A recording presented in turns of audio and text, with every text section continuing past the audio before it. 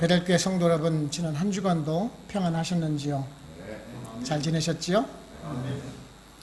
여러분들은 하루를 마감을 할 때 저녁에 주무시기 전에 물론 기도를 하고 주무시겠지만 어떤 생각을 하시는지 모르겠는데 저 같은 경우는 그런 생각을 해봅니다. 오늘 하루를 딱 한 단어로 표현을 한다면 무슨 단어였을까?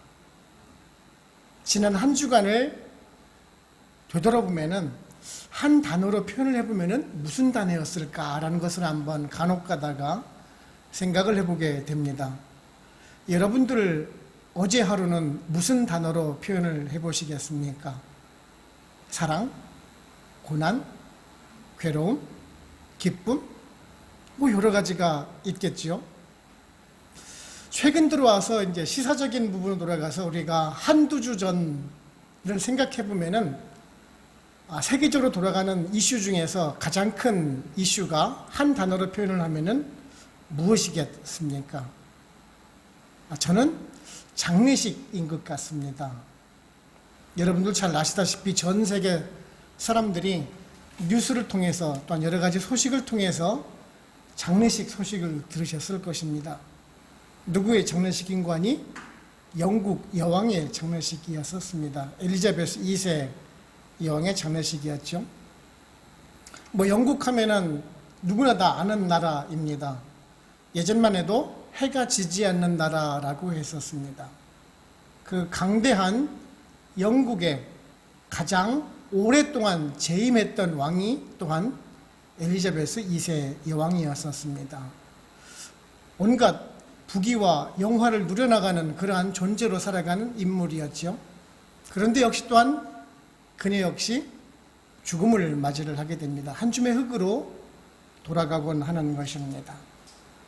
모든 영광이 풀과 꽃과 같이 마르고 떨어지는 그러한 인생임을 또한 우리가 알 수가 있습니다. 다시금 우리가 영원한 것이 무엇이고 또한 우리 성도들이 추구해야 하는 것이 무엇인지를 한번 생각해보는 그러한 주간이었던 것 같습니다. 오늘도 우리가 베드로 전서를 살펴보게 됩니다. 베드로 전서 1장부터 쭉 보시게 되면은 나그네와 같은 그런 삶을 살고 있는, 고난의 삶을 살고 있는 그 성도들에게 기뻐하라라고 처음에 권면을 하죠. 당장 그 닥친 그 고난만 바라보지 말고 뒤에서 섭리하시는 하나님을 바라보면서 기쁘게 신앙생활을 해나가라라고 권면을 하죠. 그리고 지난주에는 하나님께서 거룩하신 분이시기 때문에 우리 성도들도 거룩하라라고 말씀을 하셨습니다. 이에 이어서 오늘 말씀 보시면은 이제 그런 사람들이 서로 사랑하라라고 권면을 해주고 계십니다. 영적인 성장을 위해서 영원한 진리이신 하나님의 말씀을 사모하라라고 권면을 해주고 있습니다. 오늘 말씀은 이제 크게 세 부분으로 나눌 수가 있는데요. 22절을 보시게 되면은 우리가 진리의 말씀을 순종함으로 인해서 그 깨끗한 영혼을 가지고 서로 사랑하라라고 말씀을 해주고 있고요. 23절부터 25절까지를 보시게 되면은 이런 우리 성도를 거듭나게 하는 것이 이 썩지 않는 하나님의 말씀으로 된 것이고 그 말씀이 바로 곧 우리 성도들이 전해들은 복음이라라고 말씀해 주고 있습니다. 그리고 2장 1절부터 3절까지에 대해서는 우리 거듭난 성도들이 이제 그런 악한 행동을 버리고 온전한 구원에 이르기까지 성장할 수 있도록 영혼의 양식인 그 하나님의 말씀을 사모하라라고 권면을 해주고 있는 것입니다. 오늘 이러한 말씀들을 한번 우리가 차근차근 살펴보면서 우리들에게 어떤 은혜를 주는지 한번 알아보도록 해보겠습니다. 첫째는요, 우리 성도님들은 스스로를 돌아보면서 진리에 순종하고 있는지를 살펴봐야 한다라는 것입니다. 오늘 말씀 22절을 보시게 되면은 너희가 진리를 순종함으로 너희 영혼을 깨끗하게 하여 거짓이 없이 형제 사랑하기에 이르렀으니 마음으로 뜨겁게 서로 사랑하라라고 권면을 해주고 있습니다. 우리가 형제들을 사랑해야 되는데 아주 뜨겁게 사랑하라라고 권면을 해주고 있죠. 그런데 그 앞에 있는 전제 조건을 한번 보실 수가 있습니다.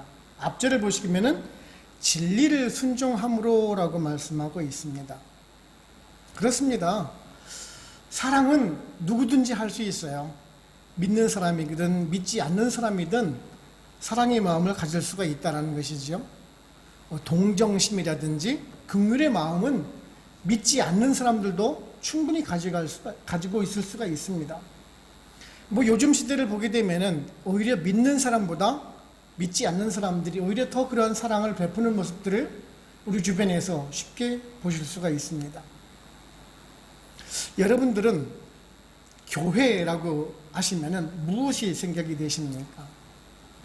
우리 성도님들이야 다 아시는 상황이겠지만은 믿지 않는 사람들에게 교회가 무엇입니까? 라고 물어보면은 그 믿지 않는 사람들은 교회를 향해서 무엇이라 말을 할까요?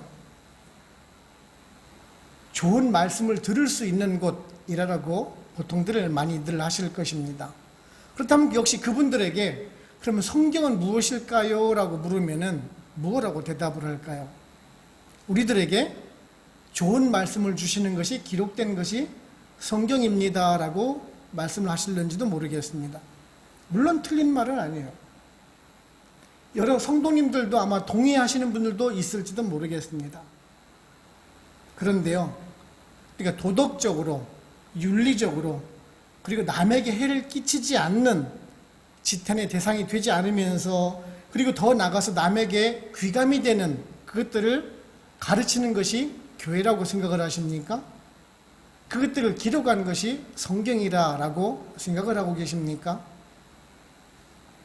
물론 그런 역할을 하기도 합니다. 그런데요, 본질적으로 봐서는 그렇지가 않다라는 것입니다. 교회와 성경은 우리들에게 도덕적이거나 또는 윤리적인 측면보다는 사실은 본질적인 인간의 본성의 그 문제에 대한 해결책을 제시해 주는 것이 성경이고 또한 교회라는 것이요. 오늘 말씀에도 보면 기록이 되고 있습니다. 너의 영혼을 깨끗하게 하여 라고 말씀을 하고 있습니다. 그렇다면 베드로는 지금 무엇이 우리의 영혼들을 깨끗하게 해준다라고 생각을 하는 것입니까? 바로 그것은 우리가 그 진리에 순종한다라는 것이에요. 진리인 그 하나님의 말씀을 기록한 것이 성경이고 그 성경의 말씀대로 살아가고자 가르치고 권면하는 것이 바로 곧 교회라는 것입니다. 그래서 교회에 몸을 담고 있는 그 성도라면은요, 세상이 요구하는 그 기준보다 더 높은 윤리적인 그 기준을 가지고 살아가야 된다라는 것이지요. 좀 더 고차원적인 삶을 요구하고 있는 것이 우리 성도들의 삶이라는 것이에요. 그래서 세상 사람들은 우리 교회 성도를 향해서 바라보는 그 기대치가 높은 것입니다. 근데 사실 오늘날 현실의 모습은 또한 어떻습니까? 우리는 이렇게 성도님들을 자주 뵙지만은요, 믿지 않는 사람들이 보통 교회를 바라보는 그 눈길이 어떠하냐라는 것이에요. 믿지 않는 많은 사람들이 교회를 향해서, 성도를 향해서 존경하거나 또는 교회 가고 싶어서 부러워하는 눈길을 보내고 있는지요? 아닙니다. 때로는 경멸하고 무시하고 심지어는 욕을 하시는 분들도 본 적이 있습니다. 왜 그런 현상이 나타날까요? 그것은 먼저 우리가 바른 진리에 대해서 가르치지 못한 그런 목사들의 잘못도 있을 것입니다. 세상적인 탐욕에 눈이 멀어서 하나님을 팔아서 장사했던 사람들이 있었던 것입니다. 입으로는 사랑한다 하면서 이웃을 사랑하자라고 하면서 본인 자신을 더 사랑을 했고요. 하나님의 말씀을 사모한다라고 하면서 사실은 돈을 더 사랑했기 때문인 것입니다. 사실 우리는 반성해야 합니다. 회개해야 합니다. 우리 스스로 내면을 돌아보면서 우리가 진리에 순종하고 있는지 한번 되돌아봐야 합니다. 바른 삶의 자세가 필요한 시대 속에 살아가고 있는 것입니다. 우리는 늘 내가 말씀의 진리 안에서 바로 순종하고 있는지를 늘 되돌아보고 하나님 앞에서 거울을 보듯이 우리의 자세를 되돌아봐야 하는 것입니다. 사실 하나님의 진리의 말씀이 내 안에 있고 내가 그 말씀에 순종하는 삶을 살고 있다라면은 오늘 말씀처럼 형제를 사랑하는 것은 쉬운 일입니다. 근데 사실 우리가 형제를 사랑하고 있지 않다라면은 역으로 생각을 해서 우리가 그 진리의 말씀에 순종을 하고 있지 못하다라는 그런 말씀이기도 한 것입니다. 오늘 말씀에도 말씀하고 있죠. 거짓 없이라고 말입니다. 거짓 없이. 여기서 말씀하는 그 거짓이 없다라는 그런 말씀을 보게 되면은요, 거짓을 버려야 한다라는 그런 말씀을 우리가 들을 수가 있는데요. 근데 사실 이 원어를 보게 되면은 거짓이 없다란 말은 무엇을 가장하다, 무엇인 채 하다라는 것이 아니라는 거예요. 즉 배우가 연기를 하듯이 그런 모습이 아니라라는 것입니다. 가장하지 않고 무엇인 채 하지를 않는다라는 뜻입니다. 남에게 보이기 위해서 사랑하는 척, 그렇게 보이는 척 하지 말라라는 것이죠. 우리 교회도 어린 학생들에게 이렇게 장학금을 주는 그런 행사를 계속하고 있었습니다. 앞으로도 계속할 예정에 있습니다. 누구에게 자랑을 하기 위해서 그 돈을 주는 것 결코 아닙니다. 단지 이 나라 국민들이 배우고자 하는 학생들이 없기 때문에 그것을 좀 도와주면서 하나님의 자녀로 한 사람이라도 키워나가기 위한 것입니다. 저는 지난주 회의할 때도 얘기를 했어요. 단지 돈을 주는 것에만 그치지 않고 좀 더 현실적으로 지원을 해주는 방향, 여러 명을 주기보다는 차라리 한두 명을 끝까지 지원해주는 방향을 한번 찾아보자라고 말합니다. 우리 교회 작은 교회예요. 정말 성도들 얼마 안 되는 교회입니다. 하지만 그래도 작은 사랑을 하나씩 실천해 나가려고 합니다. 그것이 주님께서 우리들에게 가르쳐 주신 것이고 그것이 또한 말씀에 순종하는 길이라는 것을 알기 때문에 그렇습니다. 요한복음 15장 12절에서요. 내 계명은 곧 내가 너희를 사랑한 것 같이 너희도 서로 사랑하라 라는 이것이니라 라는 그 말씀 명심하시고요. 우리가 주님께 받은 그 사랑을 기억을 하고 주님께 받은 그 사랑을 다시 나누어 줄 수 있는 저와 우리 모든 성도님들 되시기를 바랍니다. 두 번째는요, 우리 성도는요, 하나님의 은혜로 살아가는 사람들이라는 것이에요. 오늘 말씀 24절, 25절을 보시면은 그러므로 모든 육체는 풀과 같고 그 모든 영광은 풀의 꽃과 같으니 풀은 마르고 꽃은 떨어지되 오직 주의 말씀은 세세토록 있도다 하였으니 너에게 전한 복음이 곧 이 말씀이니라 라고 말씀을 해주고 있습니다. 사실 이 말씀은 베드로 사도가 그 이사야서를 지금 염두에 두고 한 말씀입니다. 이사야서 40장 6절 8절을 보시면 이런 말씀이 기록이 되고 있습니다. 말하는 자의 소리여 이르되 외치라. 대답하되 내가 무엇이라 외치리이까 하니 이르되 모든 육체는 풀이요 그의 모든 아름다움은 들의 꽃과 같으니 풀은 마르고 꽃이 시듬은 여호와의 기운이 그 위에 붐이라. 이 백성은 실로 풀이로다. 풀은 마르고 꽃은 시드나 우리 하나님의 말씀은 영원히 서리라 하라 라고 말씀을 하고 있습니다. 지금 베드로가 이사야 선지자의 말씀을 인용을 하고 있는데요. 왜 이 말씀을 인용을 하고 있는지를 한번 깨달아야 됩니다. 이사야 선지자가 이 말을 할 때의 그 당시의 상황이 어떤 상황입니까? 북이스라엘 백성들이 멸망을 했습니다. 그래서 바벨론의 포로로 끌려가는 상황입니다. 굴비에 줄을 엮어서 굴비 엮듯이 사람들을 줄줄이 포성줄을 엮어가지고 포로로 끌고 가는 상황이라는 거예요. 하나의 풀처럼 꺾어진 꽃처럼 그런 상황 속에 지금 가고 있는 그 상황을 말씀해주고 있는 상황. 그렇지만 하나님의 말씀은 다시 너희들을 회복시키실 거라는 그 말씀을 전해주고 있는 것이에요. 그 하나님의 약속이 결코 변하지 않고 시들지 않고 이루어질 것이라는 것을 지금 고백해주고 있는 것이에요. 지금 베드로 사도가 그 편지를 받고 있는 그 성도들에게 지금 하는 말씀이 바로 그것이에요. 너희들이 지금 고난을 받고 있다 할지라도 그 하나님의 은혜가 시들지 않기 때문에 참고 견디라라는 것이에요. 너희들이 지금 들의 풀과 같이 꽃과 같이 꺾어지고 시들어질 망정 내년이면 다시 핀다. 그러니까 이 시기를 겪어내라 라고 지금 권면을 해주고 있는 것입니다. 여기는 나이지리아는 어떤지 아직 제가 바깥을 많이 못 나가봐서 잘 모르겠습니다만은, 저는 예전에 산책을 좋아합니다. 산책을 하면서 저는 꼭 사진기를 들고 나갔어요. 그래서 야생화를 주로 사진을 찍습니다. 아주 작은, 정말 눈에 보일까 말까 할 그런 사진들을 사진에 담는 것이 저 취미인데요. 사진을 찍으면서 느끼는 것들이 있습니다. 아, 정말 하나님의 조화가 놀랍구나라는 생각을 해봅니다. 우리는 그저 스쳐가는 풀이고 그저 지나가는 꽃일런지는 모릅니다.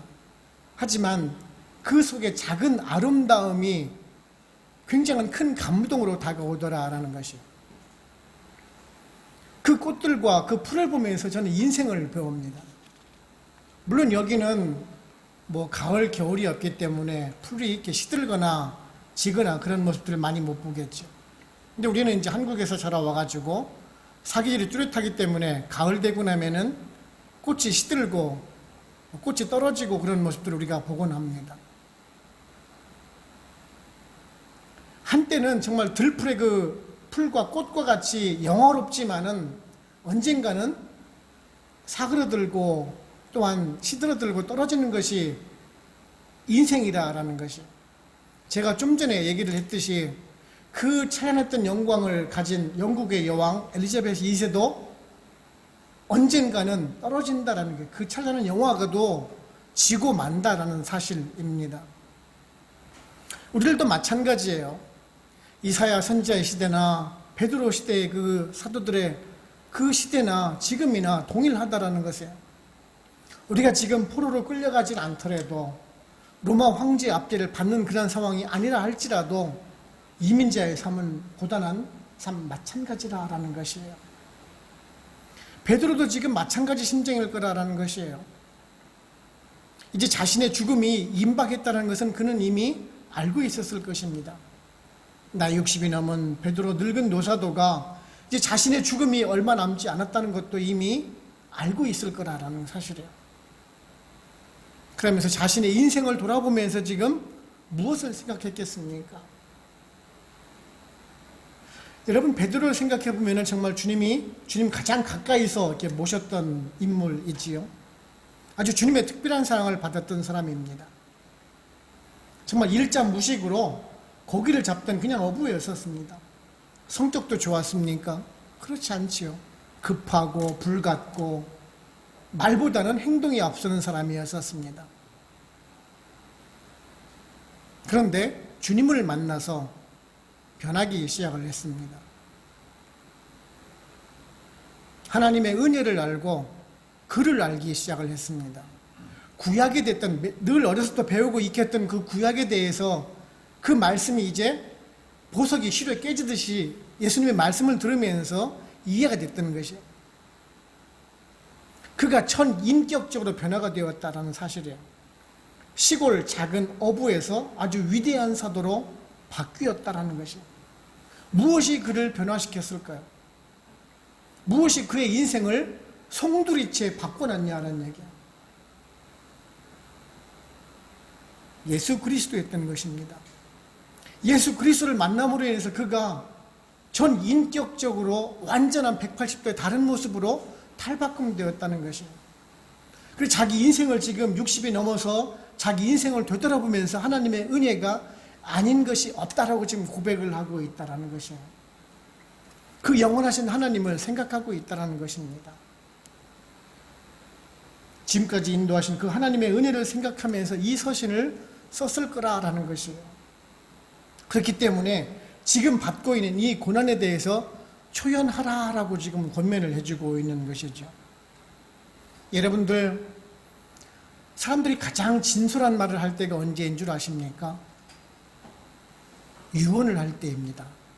사람이 죽기 직전이죠. 그때 거짓말을 하는 사람은 아무도 없습니다. 가장 진솔한 말을 할 때입니다. 지금 베드로의 마음이 바로 곧 그렇다라는 거예요. 자기의 죽음을 앞두고 있는 그 직전에서 우리 성도들에게 해주고 싶은 얘기를 지금 해주고 있다는 것이에요. 우리 젊으신 분들도 있지만 여러분들이 살아오셨던 인생을 한번 되돌아보시기 바랍니다. 하나에서 열까지 정말 하나님의 은혜가 아니었던 것이 있는지 말입니다. 아닐 것입니다. 지금까지의 모든 과정이 다 하나님의 인도하심과 보호하심과 섭리 속에서 살아왔다는 것이에요. 하나의 들에 있는 풀처럼 꽃처럼 비록 시들어지는 인생이지만 아름다운 사진 한 컷으로 남아있듯이 우리들의 인생 역시 또한 아름다운 신앙의 기록으로 남아있을 거라는 것입니다. 그래서 되돌아보지 말고 앞만 보면서 살아가야 하는 것입니다. 누가복음 9장 62절에서요. 예수께서 이르시되 손에 쟁기를 잡고 뒤를 돌아보는 자는 하나님의 나라에 합당하지 아니하니라 하시니라 라는 말씀 기억하시고요. 우리들의 연약함을 늘 깨닫고 늘 도우시는 그 하나님의 은혜에 어떤 겸손함을 가지고 살아갈 수 있는 우리 모두가 되기를 원합니다. 세 번째는 우리 성도는 살아가야 되는 그 두 가지 원칙을 기억하고 살아가야 합니다. 2장 1, 2절을 보시면은 그러므로 모든 악독과 모든 기만과 외식과 시기와 모든 비방하는 말을 버리고 갓난 아기들 같이 순전하고 신령한 젖을 사모하라. 이는 그로 말미암아 너희로 구원에 이르도록 자라게 하려 함이라 라고 말씀하고 있습니다. 근데 1장까지 지금 하나님의 말씀에 대해서 지금 권면을 한 이후에 그러므로 라고 시작을 하고 있습니다. 하나님의 말씀으로 지금 거듭난 성도, 거듭난 사람들이 어떻게 살아가야 되는지에 대해서 말씀해주고 있는 것이죠. 우리 성도들의 삶의 목적과 방법에 대한 그 두 가지 방안을 말씀해주고 있습니다.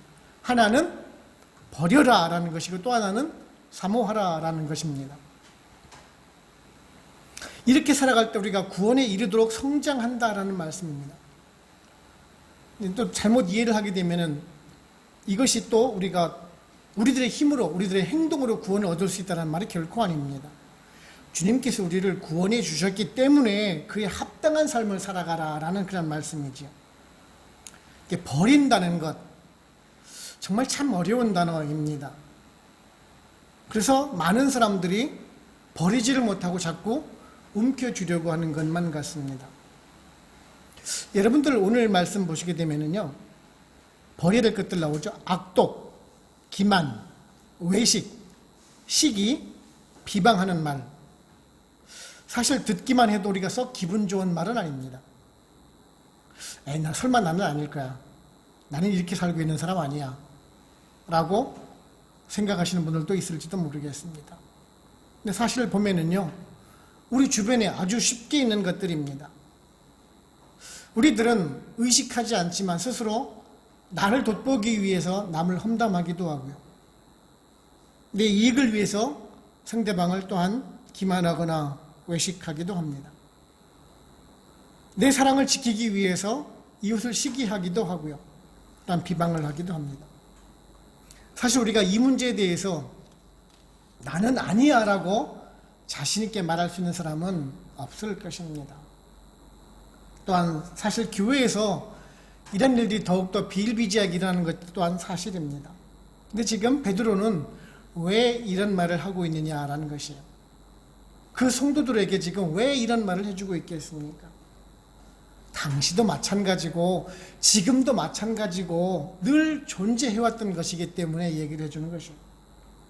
그 인간의 타락한 본성 때문에 예나 지금이나 동일하게 이루어지고 있는 것들이기 때문이라는 것입니다. 그것이 바로 우리 성도들의 모습이라는 것이죠. 사실은 그렇기 때문에 버려야 하는 것입니다. 늘 말씀을 묵상하고 기도하면서 이것들을 버리기 위한 노력들을 꾸준하게 해나가라라는 것이에요. 이것이 하루아침에 이루어지는 것도 아닙니다. 늘 버리는 자세로 살아갈 때 끊임없이 버릴 때 얻어지는 것이다라는 것이에요. 여러분들 손에 무엇인가를 잔뜩 손에 쥐고 있으면은요, 상대방이 나한테 무엇을 주려고 할 때 받을 수 있는 손이 없습니다. 왜냐? 내가 이 손을 쥐고 있기 때문에 그렇습니다. 그럼에도 불구하고 많은 사람들은 좀 더 많은 것을 움켜쥐기 위해서 노력들을 합니다. 근데 사실 많은 사람들이 복을 왜 못 받는 줄 아십니까? 하나님께서 복을 주고 싶어도 그 손을 놓지 못하기 때문에 그렇다라는 것이에요.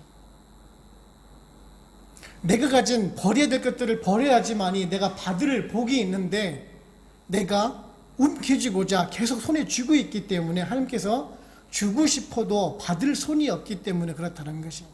이것이 성경적인 원리인 것입니다. 또 하나는 사모하라 라고 말씀하고 있죠. 순전하고 신령한 젖을 사모하라 라고 말입니다. 어린아이처럼 말입니다. 어린아이들 정말 참 단순합니다. 먹고 자고 싸고 그 셋 중에 하나죠. 그죠? 애기들 보면은 어머니가 주는 그 젖 하나면은 끝이에요. 그것으로 모든 영양분을 다 섭취를 하고 맙니다. 그 어머니 젖을 사모하듯이 지금 너희들이 하나님의 말씀을 사모하라 라고 지금 권면을 해주고 있는 것입니다. 근데 사실 우리들의 현실은 다릅니다. 하나님의 말씀을 사모하기보다는 현실적인 눈에 보이는 것을 사모합니다.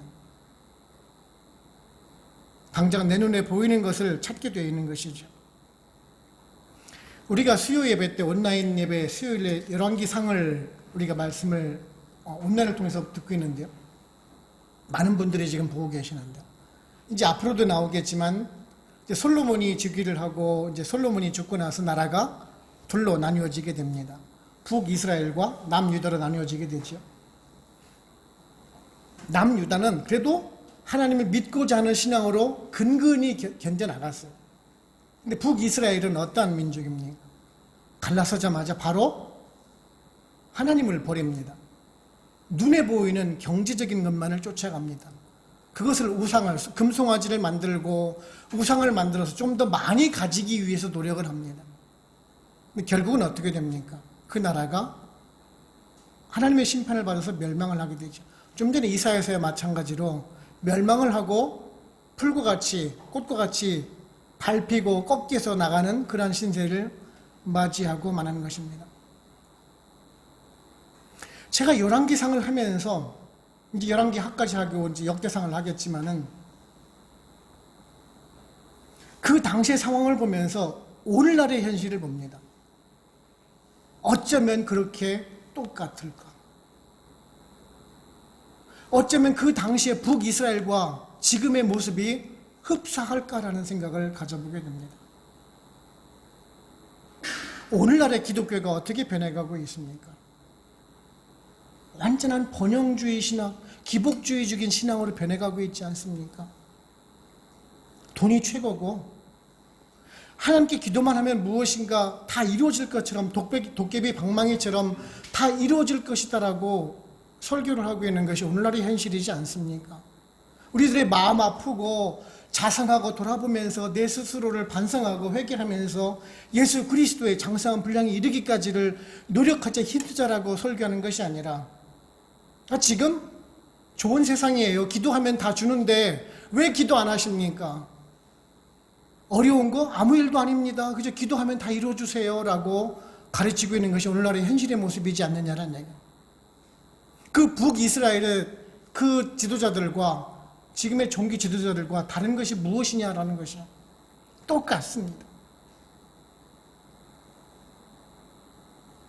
사실 우리는요, 힘들 때, 어려울 때,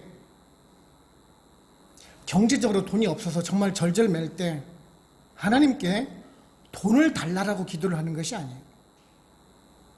좀 더 고차원적인 신앙인은요, 그 어려움을 잘 이겨낼 수 있도록 나에게 용기를 달라라고 기도를 하는 것이 슬기로운 사람입니다.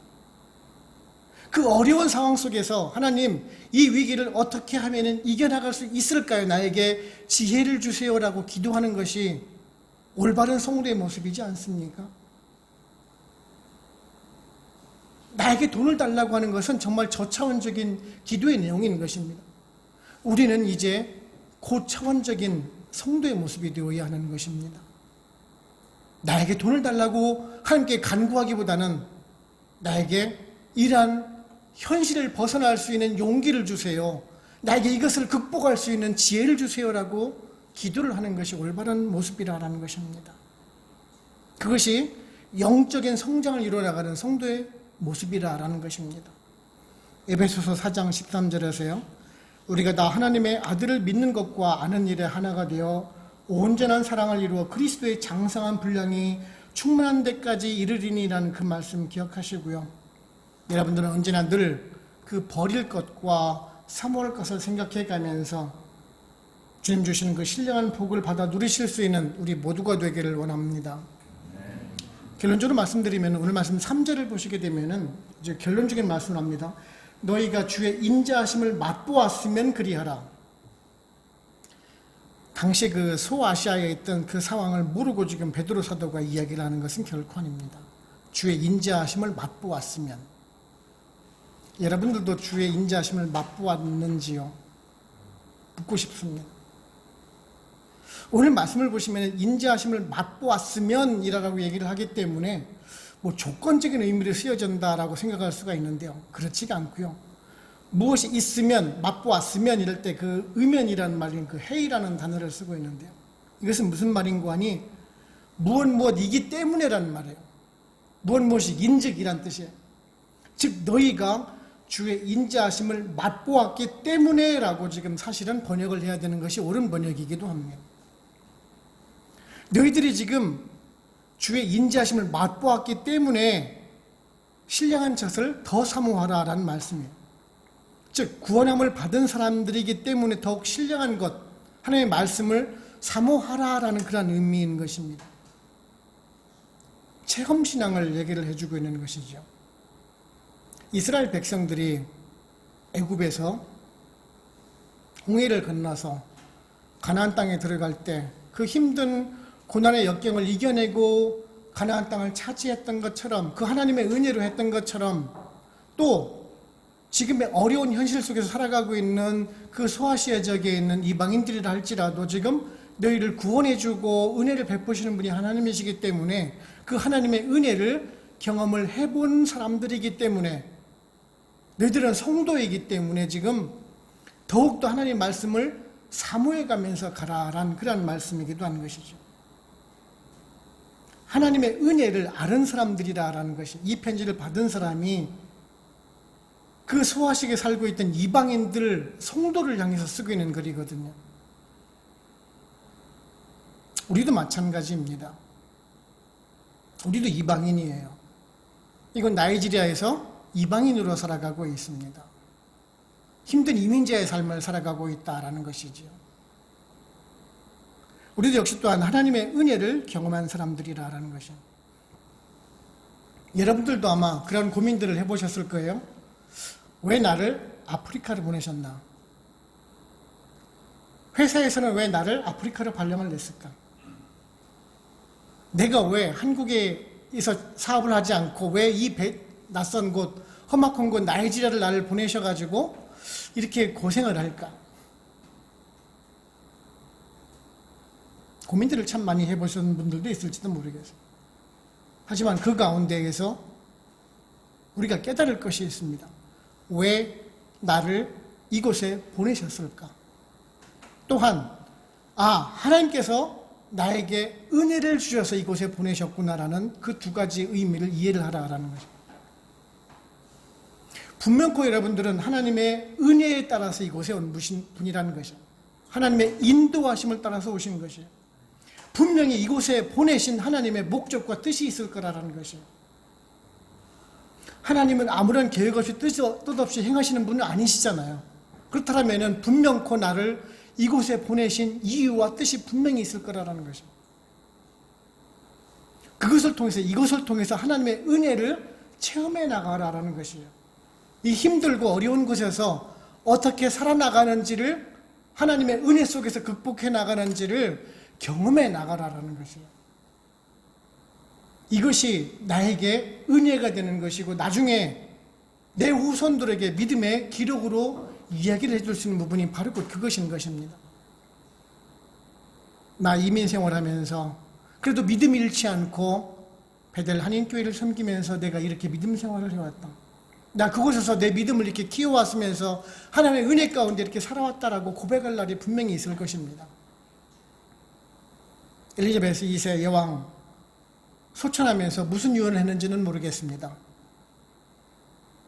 하지만 우리의 생명이 다하는 그날, 정말 작은 풀과 꽃과 같이 시들어지고 꺾여질 그 순간에, 시들어지는 그 순간에 여러분들이 무엇을 고백할 거냐라는 것이에요.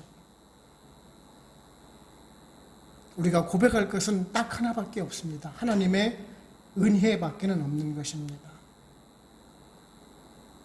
나를 향하신 그 하나님의 뜻, 그것을 내가 순종하고 따라감으로 인해서 하나님의 귀한 자녀로 살아갔다라는 것, 하나님의 은혜로 살아갔다라는 것, 그 하나만 은혜로 간증하고 고백할 수 있는 우리 베들교회 모든 성도님들 되시기를 주님의 이름으로 축원을 합니다.